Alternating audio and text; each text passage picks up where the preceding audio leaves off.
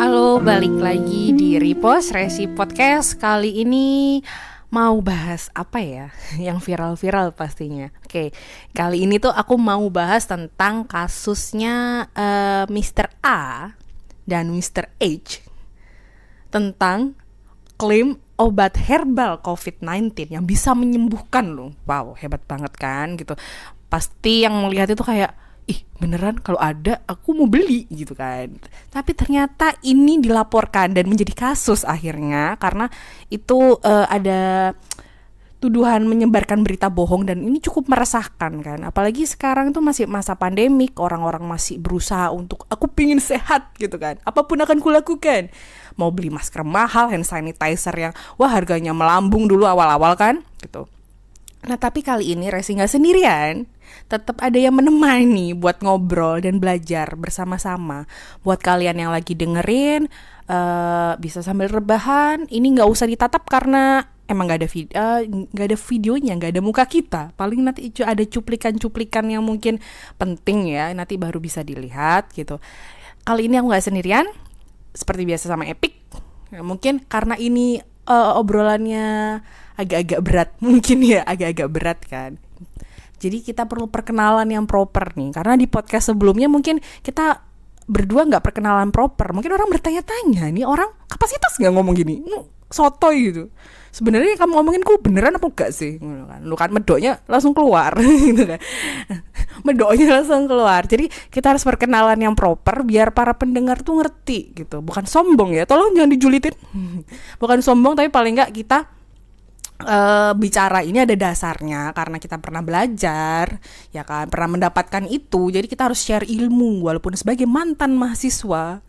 Jangan sia-siakan kuliah yang mahal itu dan beberapa tahun itu, jangan biarkan terbuang sia-sia ya kan, harus di-share ilmu sedikit apapun di-share. Oke, nggak usah banyak-banyak ngomong biar gak panjang-panjang, lanjut ke Epic. Oke, nama aku Epi. Ini udah kerekamnya. Sudah, nama aku Epi. Latar belakang pendidikan aku, S1 ku ada di Sastra Jepang UNER. Terus S2 aku di Kajian Sastra Budaya juga di UNER lagi. Pernah. Oh ya. Aku harus bangga ya. Aku pernah ikut pertukaran pelajar ke University of Malaya. Di mana itu? Di Malaysia. Dan ikut program Genesis Jika di Jepang. Ya lumayan lah, berapa hari gitu, lumayan. Jadinya istilahnya tapi nih S2-nya udah selesai ya? Sudah selesai. Jangan lama-lama ya, kuliah tuh mahal. Terus kalau aku sendiri Resi dulu alumni antropologi UNER juga, Universitas Erlangga. Jadi selalu bangga dengan antropologinya dulu. Kalau mungkin karena ini mungkin banyak orang Indonesia tuh nggak ngerti antropologi apanya sosiologi gitu kan. Selalu zaman aku kuliah dulu tuh kayak terbebani aku harus menjelaskan ke setiap orang antropologi itu apa. Tapi nggak apa-apa, itu memberikan edukasi gitu kan. S1-nya sudah selesai, terus aku lanjut S2 di UNER juga, tapi pengembangan SDM. Jadi walaupun nggak linear itu masih satu bisa apa tuh istilahnya, masih nyambung lah ya untuk kedepannya saya kerja sekarang gitu. Karena waktu itu di antropologi juga banyak melakukan penelitian, kerja lapangan gitu kan. PKL-nya tuh hampir di setiap semester. Wow, selalu kuliah keluar. Di sini kapasitas kami berdua ngomong mengenai case ini. Iya, mengenai case ini gitu. Sebatas yang antara A kami sebagai netizen dan B sebagai mantan peneliti. Oh enggak juga sih. Mungkin kedepannya kita nggak tahu kan. Kalau saya masih merasa saya masih sebagai peneliti juga, researcher juga. Mungkin memang case-nya agak beda. Kita kan kami dari jurusan sosial, sedangkan yang dihubungkan ini kan kasus ini kan ke sains kan, ke sains. Jadi ilmu pasti ya, tapi dari etika penelitian pasti sama lah, kurang lebih sama. Jadi harus kami kapasitasnya akan ngobrol sebagai netizen dan sebagai peneliti gitu. Bukan peneliti, aku terbebani dengan kata-kata peneliti. Juga pernah jadi peneliti kan? Iya pernah dulu, ya Allah, alhamdulillah, yang hidup di pedesaan. Tapi tuh itu seru banget dan itu aku berterima kasih. Itu kan out of topic lagi. Apa sih yang mau diomongin sebenarnya? Oke, nggak usah banyak lama-lama ya kan. Pertama, kita ngomongin tentang kasus klaim obat herbal untuk menyembuhkan ini. Sudah ada tersangkanya karena ada yang melapor, adalah CEO Cyber Indonesia yang menyatakan bahwa melaporkan karena tuduhan menyebarkan berita bohong kepada Mr. A. Mr. A ya pasti kalian tahu kan, yang pemilik akun YouTube yang cukup terkenal dan musisi juga, penyanyi. Aku sih lebih seneng masih jadi penyanyi aja sih. Tapi karena suaranya enak dan lagu-lagunya selalu bagus. Dan Mr. H yang di situ sih tulisannya apa, profesor ya, Profesor H la gitu kan gitu. Tapi ternyata juga sampai sekarang belum terkonfirmasi apakah benar dianya ini adalah seorang profesor gitu kan, berlatar pendidikan di mana juga. Kayaknya waktu selama wawancara di akun YouTube-nya Mr. A itu nggak disebutin juga kan ya Pi ya, nggak disebutin juga. Terus ini menurut Epi sendiri nih, tentang kasus ini, tentang kasus klaim obat ini, gimana sih? Sebenarnya yang jadi masalah itu kan sebenarnya karena obatnya tanda kutip ya, saya kasih tanda kutip, karena kan sekarang sudah klaimnya jadi berubah jadi jamu, jadi obat herbal gitu kan. Obatnya tanda kutip sendiri ini belum jelas lah kasarnya gitu, apakah obat ini memang bisa menyembuhkan atau hanya meningkatkan imun atau gimana.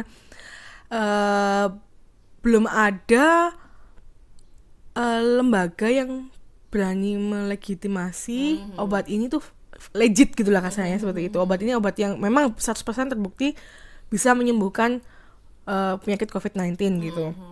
Nah, itu yang menjadi meresahkan warga, karena dengan banyaknya teori konspirasi di luar sana ya, yang membuat masyarakat Indonesia ketakutan. Iya, ada yang bilang gitu, COVID nggak ada. Iya, itu hanya berita bohong gitu. Justru itu yang membuat semakin berbahaya gitu. Klaim obat ini semakin berbahaya karena ketika orang frustasi ya, ketika orang depressed, tertekan istilahnya, aku harus ngepas. Iya, ketika tidak ada jawaban yang jelas, kan belum ada jawaban jelas nih obatnya apa gimana, kan nggak ada jawaban yang jelas, membuat semua orang itu jadi apapun kesempatan itu bakal diambil walaupun nggak legit kayak gini juga gitu kan, seperti itu. Terus apalagi ini ditampilkan di akun YouTube Mr. A yang cukup terkenal ya, yang bukan cukup ya, yang terkenal dan banyak viewersnya juga. Jadi banyak orang-orang tuh kan istilahnya, wah kalau udah datang ke sini berarti bukan abal-abal dong. Berarti kecuali di sini nih podcast kita ini mungkin bintang tamunya.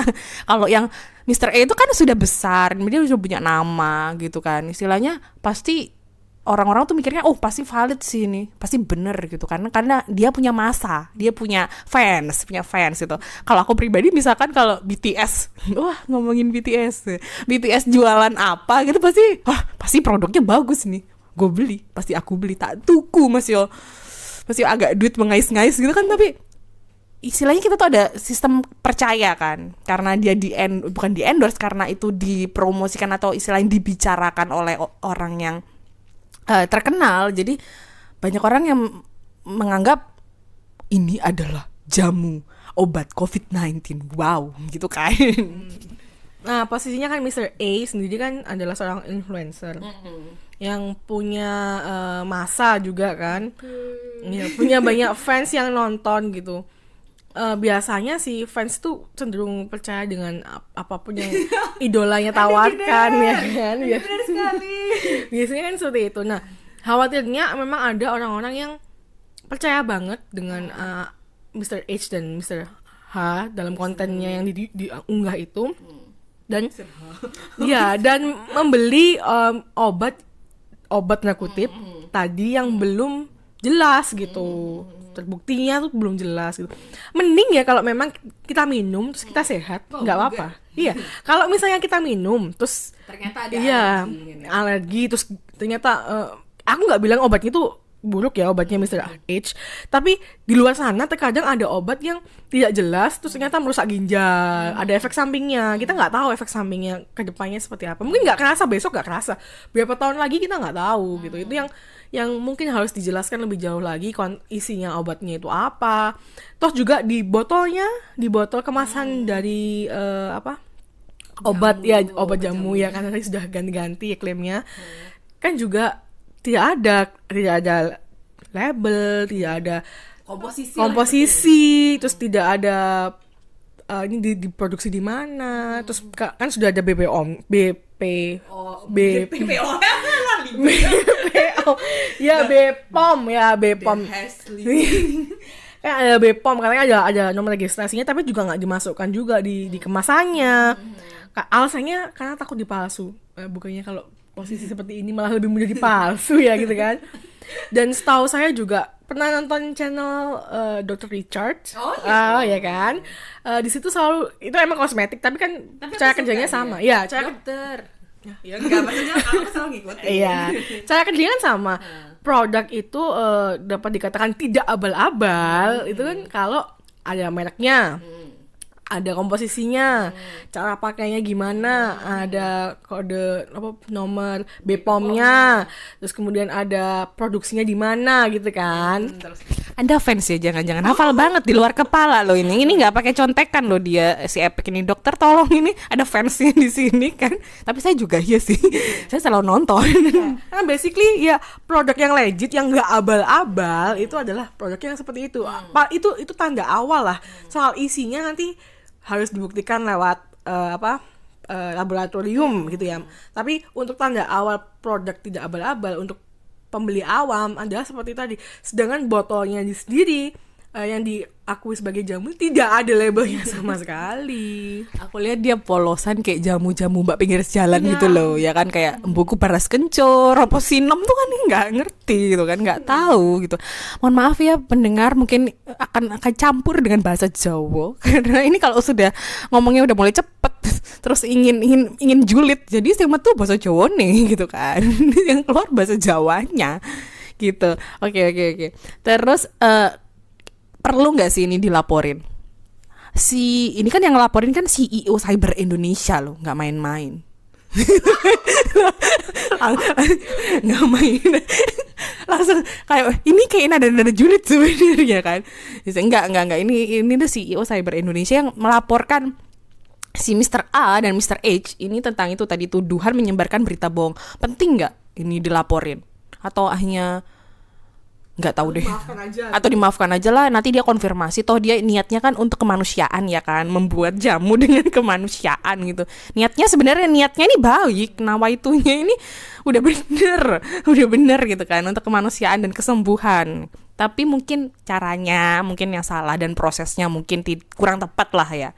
Perlu nggak ini dilaporin sih, Pi?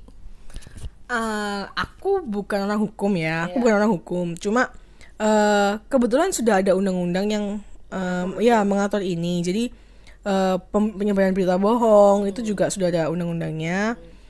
Dan aku pikir cukup meresahkan sih. Mungkin juga memang layak untuk dilaporkan. Ya, tentang pembuktiannya nanti kan bisa di persidangan gitu kan. Cuma aku bilang juga agak nggak bijak sih kalau mau melaporkan balik, karena posisinya Anda juga tidak yang bersangkutan tidak bisa membuktikan klaim-klaimnya ini seperti itu. Kalau dia bisa membuktikan klaim-klaimnya dan masih tetap dilaporkan gitu kasarannya, mungkin dia bisa melaporkan balik dengan atas nama pencemaran nama baik. Tapi pastinya sejauh ini klaim-klaim yang dia buat tidak ada buktinya gitu. Jadi kan agak gimana gitu ya. Oke.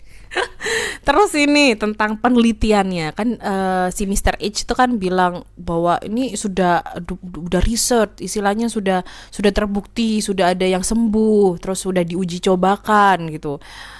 Menurut kita nih sebagai mantan yang pernah meneliti, istilahnya ya, walaupun mungkin kita dulu adalah ke sosialnya gitu, nggak yang istilahnya nggak sains, tapi mungkin kurang lebih hampir sama kan, ada etikanya, ada panduannya, ada step-stepnya, nggak mungkin intinya kayak misalkan nih aku membuat jamu, terus tiba-tiba aku sebarkan ke orang satu rumah ya. Jadi sampelnya cuma orang satu rumah. Terus tiba-tiba, penyakit flu-nya sembuh. Wow, hebat sekali. Ini adalah temuan yang tepat gitu kan. Terus aku mulai jualin ke tetangga. Ini loh aku jual jamu, pasti sembuh, keluarga aku sembuh.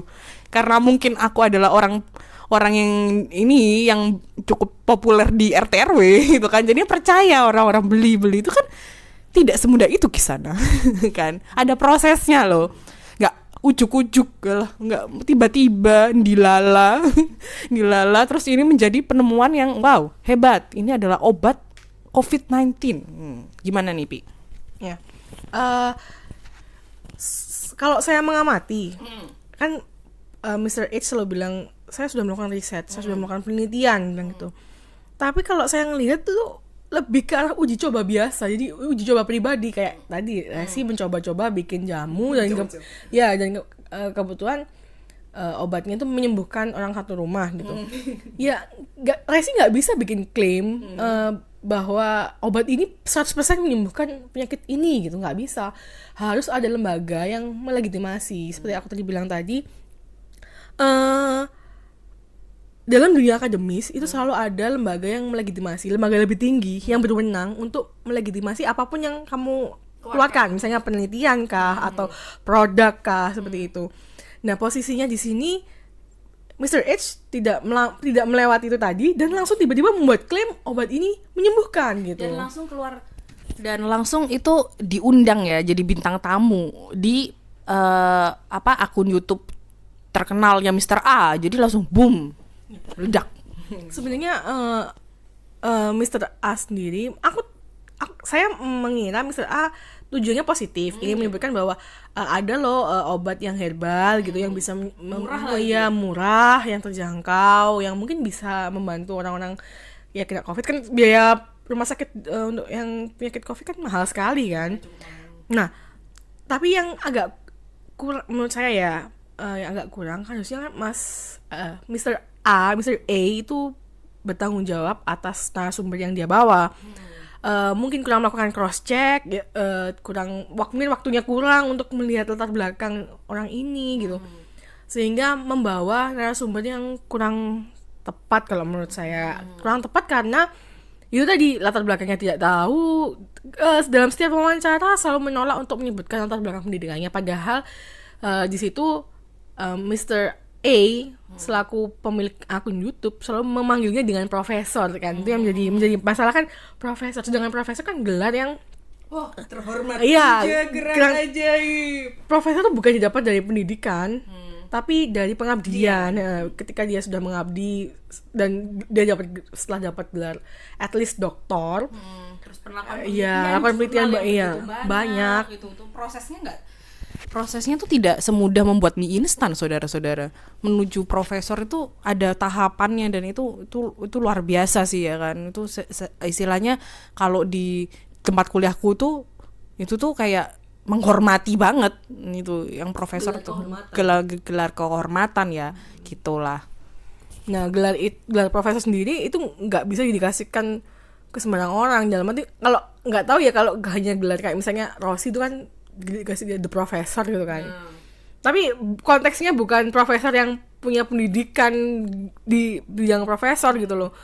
Nah ini masalahnya dia nggak mau menyebutkan dia pendidikannya apa, terus tiba-tiba ngeklaim kayak gitu. Ya apa bedanya sih dengan bakul jamu depan rumah nih yang mungkin nggak lulus SMA gitu, atau nggak, ya aku nggak merendahkan orang yang nggak lulus SMA, no, bukan itu maksudnya.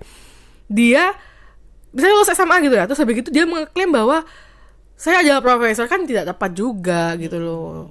Dan masalahnya dia nggak berani untuk menyebutkan latar belakang pendidikannya. Itu juga penelitian yang pernah dilakukan apa? Penelitiannya juga waktu itu kan IDI juga, Ikatan Dokter Indonesia juga tidak mengakui kan, terus tidak ada mungkin jurnal-jurnal tertulis, padahal rekor tertulis, istilahnya jurnal tesis kah, skripsi yang kita buat, jurnal-jurnal yang pernah kita keluarkan itu merupakan track record dalam mencapai kesuksesan. Lah istilahnya tuh itu yang bisa dipertanggungjawabkan, apalagi dipublish jurnal internasional atau apalagi tuh kan, itu bisa dipertanggungjawabkan. Jadi kita punya penelitian itu ada recordnya loh. Jadi orang ini mungkin pertama buat jamu, misalkan jamu A itu untuk menyembuhkan penyakit ini.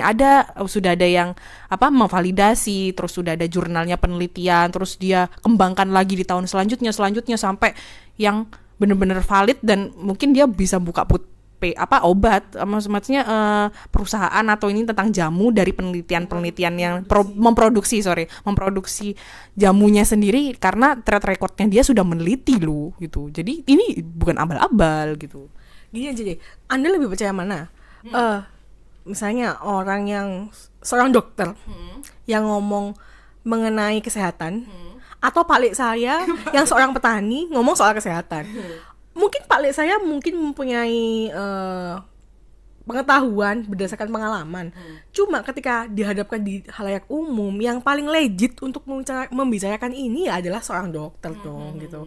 Sedangkan orang yang tidak punya pendidikan dokter melawan pendapat orang yang pendidikan dokter, ya agak ngomongin soal kesehatan di bidangnya loh posisinya, ya tidak tepat. Sama juga kayak kami ini ya, kami jurusan sosial gitu ya, ada dokter dokter kan juga sains gitu kan.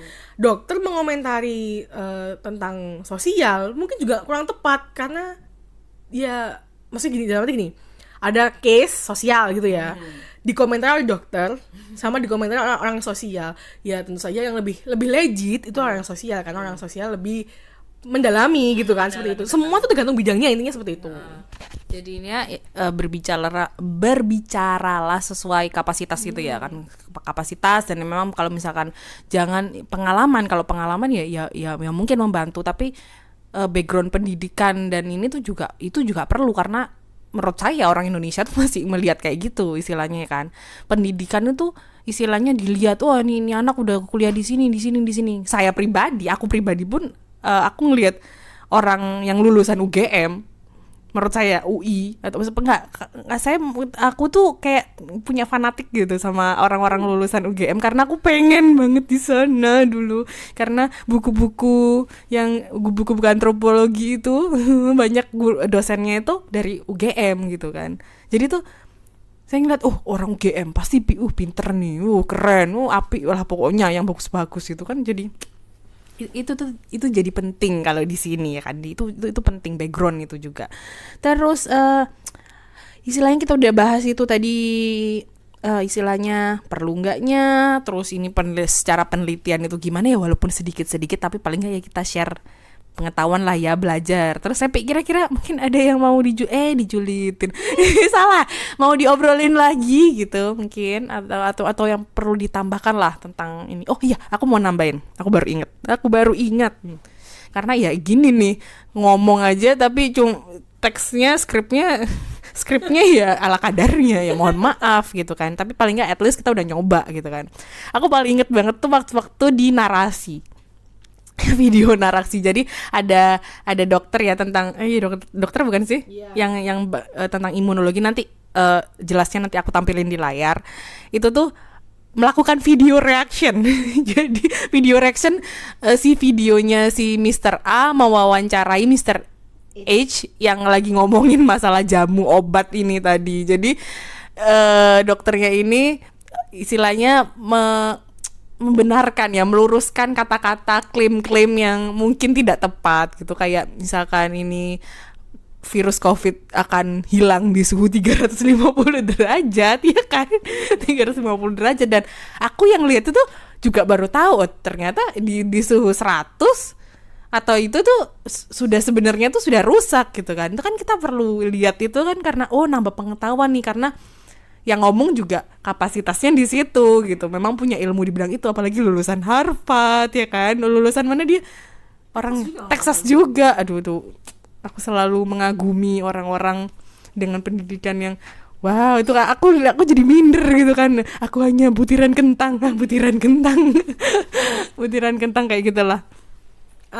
Kalau aku sih ya, sejauh ini tuh yang agak bikin gemes gitu ya, gemes gitu. Itu Mr. H sendiri ketika diwawancara itu selalu berkelit, selalu tidak menjawab pertanyaan, selalu bulet lah kasarnya. Iya, selalu bulet. Jawabannya tuh selalu berfokus pada saya ini berfokus untuk demi kemaslahatan umat. sempat aja juga tanya mana kontribusi dari nggak salah dia mempertanyakan kontribusi peneliti gitu terhadap dokter-dokter terhadap COVID-19, penelitian COVID-19 gitu. Padahal di luar sana pasti dokter-dokter juga berusaha dengan keras gitu untuk menciptakan vaksin, untuk menciptakan obat dari virus COVID-19 ini. Sedangkan beliau sendiri, Mr. H, tidak mau menyebutkan latar belakang pendidikannya. Itu yang bikin agak gemes ya. Anda siapa gitu ya, mengomentari dokter gitu ya, kebetulan kok yomen gitu bahasa Jawanya, kok yomen gitu. Kok mentolonya gitu ya kan, kok bisanya kamu ngomong kayak gitu. Terus apa lagi nih, terus apa istilahnya, karena ini pengalaman pribadi ya, maksudnya pengalaman aku pribadi ya, istilahnya di lingkunganku nih cukup banyak orang yang berkecimpung di dunia kesehatan. Nah jadi jadi itu entah itu perawat, bidan, apa dokter, atau istilahnya bekerja di lab, itu tuh istilahnya aku dikelilingi orang-orang yang berjuang loh. Jadi mereka itu juga istilahnya COVID ini istilahnya bukannya nggak ada, atau ada teori konspirasi seperti itu kan ya. Mohon maaf ini, aku juga denger tuh teori-teori kayak gitu tuh.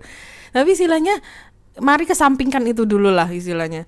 Itu istilahnya terus sekarang kita istilahnya melawan hal yang sama, hal yang nggak kelihatan nih ya kan, yang nggak kelihatan kan ini, kalau kecuali pakai mikroskop gitu diteliti di lab tuh baru kelihatan. Tapi istilahnya ya udahlah ya, tolong ini berita-berita yang hoax istilahnya, yang kurang tepat ini jangan sampai membuat kesehatan kita semakin buruk dan malah membuat kerja para petugas-petugas medis ini 2 kali lipat lebih ngoyo gitu loh. Kasian gitu, mereka juga butuh istirahat, juga butuh kehidupan sosial lain selain ini, selain ya emang kalau ada yang bilang ya, aku paling males sih, gemes ya aku ngomongnya itu. Kalau ada yang bilang lah, itu kan wis kerjaan nih gitu kan, itu kan udah kerjaannya dia sebagai tenaga medis, ya udah gitu loh. Istilahnya ya aduh lerenono istilahnya. Jangan ngomong kayak gitulah istilahnya, ya itu tahu itu pekerjaan mereka, tapi paling nggak apa salahnya sih buat diri kita sendiri lah, nggak usah untuk orang lain gitu, untuk keluarga kita, jaga kesehatan diri, jaga kesehatan keluarga gitu, biar nggak menjadi beban. Masalahnya mereka juga mempertaruhkan nyawa gitu loh. Iya. Ya aku tahu semua pekerjaan pasti ada beberapa pekerjaan yang mempertaruhkan nyawa. Masalahnya kita bisa membantu resiko mereka lebih kecil untuk kehilangan waktu dengan keluarga, maksudnya kehilangan momen gitu, dengan cara yang sudah disebutkan oleh pemerintah, salah satunya dengan protokol kesehatan. Yuk bantu sebisa mungkin, berkontribusi bagi negara. Kontribusi yang paling tepat adalah rebahan, diem di tempat kalian, istilahnya kurangin kegiatan keluar dan berkumpul dengan orang banyak dan nggak penting, mendingan dengerin podcast aja kan, ya kan? Mendengarkan ini mungkin berfaedah dan bermanfaat semoga ya kan, istilahnya promosi, ceritanya ini promosi, ya kan gitu, membantu mengurangi beban, istilahnya buat istilahnya lakukan demi diri sendiri dulu aja wis buat awakmu dewe, buat dirimu sendiri gitu. Itu akan lebih enak sih. Oke, sepertinya sudah mau 30 menit berlanjut. Jadi ini berlanjutnya kemarin tuh podcast pertama itu 58 menit kalau nggak salah. Wow. Iya, berkurang 1 gitu kan. Jadi ya mungkin yang dengerin ini udah pada tidur atau belum, atau masih mendengarkan ini. Terima kasih buat yang masih mendengerin sampai detik kesekian ini kan gitu. Penutup selalu ditutup ya kan, kalau udah dibuka berarti ditutup dong. Penutupnya ini mungkin nih untuk pendengar repost resi podcast ini, apa Epi, mungkin ya ini kan sharing antar teman aja ya ceritanya, jadi kita di sini tuh bermain dan belajar itu kan, jadi nyanyi BO nggak boleh nggak boleh tit gitu kan. Itu apa nih Epi nih? Dari Epi, kalau misalnya mau melakukan klaim harus berhati-hati karena sekarang ada undang-undang ya, undang-undang yang penyebaran hoax itu bisa ditangkap, jadi harus hati-hati. Record penyebaran video juga. Iya. Ngetik gitu. Ya, ini termasuk nggak sih? Podcast ini juga termasuk. Oh iya, bahaya. Iya, seperti itu juga harus berhati-hati gitu. Terus kemudian yang kedua, selain itu mungkin untuk para Netizen para YouTuber, ya apa ya, influencer lah di luar sana, mungkin harus melakukan cross check berkali-kali lipat sebelum mengundang seseorang gitu ya. termasuk saya berarti. Loh, ya Apalagi kalau misalkan ngeklaim. iya, kayak gini deh. Sebelum ini ya, saya juga pernah lihat ada salah satu